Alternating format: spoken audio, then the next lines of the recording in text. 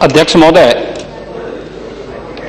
मैं आपके माध्यम से माननीय पर्यावरण और वन एवं पर्यावरण मंत्रालय का ध्यान पूरे देश के अंदर ईंट भट्टों की बंदी की ओर आकर्षित करना चाहता हूं। सुप्रीम कोर्ट के एक आदेश के अंतर्गत पूरे देश के अंदर ईंट भट्टों में ईंट निर्माण की प्रक्रिया पूरी तरह ठप पड़ी हुई है।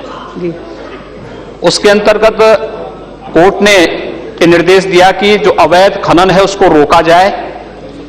अवैध खनन में ईंट भट्टे नहीं आते हैं, लेकिन पूरे देश के अंदर फिर भी ईंट भट्टों के कार्य को बाधित होने से, उन निर्माण कार्यों के बाधित होने से न केवल विनिर्माण इकाइयों पर इसका असर पड़ रहा है, तो विकास की जो योजनाएं ग्रामीण क्षेत्रों में और देश के अन्य क्षेत्रों में चल रही हैं उस पर, गरीबों के जो मकान बनने और उस पर असर पड़ रहा है और लाखों कामगारों को कार्य भी नहीं मिल पा रहा है।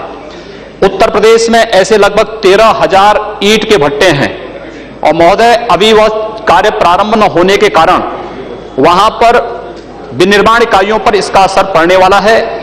कामगारों को जो कार्य उसके माध्यम से मिलता है उस पर इसका असर पड़ा है। इसके अलावा अगर ईंट का निर्माण नहीं होगा तो स्वाभाविक रूप से ईंट के दाम बढ़ेंगे। पहले से ही जो सरकार के द्वारा निर्धारित रेट है उससे कई गुना ज्यादा दाम लिया जाता है ईंट भट्टों के द्वारा। ईंटों के नाम पर, गरीबों के नाम पर सरकार के द्वारा जो आवासीय योजनाएं शुरू की गई हैं उससे आवास के कार्य पूरे नहीं हो पाते हैं। इस समय उन ईंट भट्टों को चालू करने के लिए वन और पर्यावरण मंत्रालय के यहां पर अनापत्ति प्रमाण पत्र की आवश्यकता है। वन और पर्यावरण मंत्रालय भारत सरकार के द्वारा अभी तक अनापत्ति प्रमाण पत्र न दिए जाने के नाते उत्तर प्रदेश के अंदर और पूरे देश के अंदर ईंट भट्टे नहीं चल पा रहे हैं। मैं आपके माध्यम से अनुरोध करना चाहूंगा कि वन और पर्यावरण मंत्रालय तत्काल देश के सभी ईंट भट्टा निर्माण इकाइयों से जुड़े हुए उन सभी लोगों को बुला करके उनकी समस्या का समाधान करे।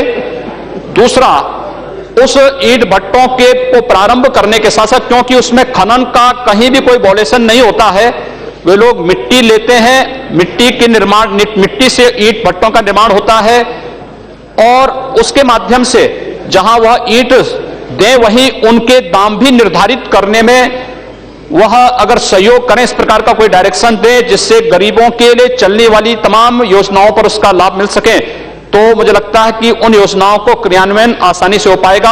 आपके माध्यम से मेरा अनुरोध होगा कि उत्तर प्रदेश के कम से कम 13,000 जो ईंट भट्टे वर्तमान में बंद चल रहे हैं, वहां पर विकास कार्यों पर इसका असर पड़ रहा है। लगभग 1.5 लाख कामगार उन भट्टों में कार्य करते हैं, वे सब भूखमरी के कगार पर हैं। इसलिए उत्तर प्रदेश सरकार अभी जो हमारे संज्ञान में आया है कि प्रति भट्टा 1-1 लाख रुपए टैक्स उन लोगों से ले रही है, इसको बंद करवाया जाए और उत्तर प्रदेश के अंदर और देश के अंदर उन सभी भट्टों के निर्माण कार्य के द्वारा पुनः उत्पादन का कार्य प्रारंभ हो। इसके लिए जो एनओसी यहां से दी जानी है उसको तत्काल दिया जाए।